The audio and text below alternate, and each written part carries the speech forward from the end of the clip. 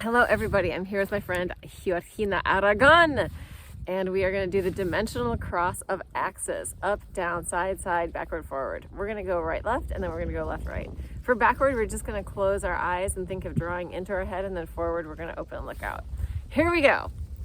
Up, down, side, side, backwards, forwards. Up, down, side, side, backwards, forwards. Then we're going to do diagonals. High right to low left, high left to low right, high right to low left, high left to low right. And then we're just going to roll our eyes around, circling around. We're trying not to move our heads as we do this, and then the other way. And then we're going to end it just to show you. I'm just going to do one with my hands. You're going to do two. Hands covering my eyes. Just giving that you can do both. Yeah, you get two hands. There we go.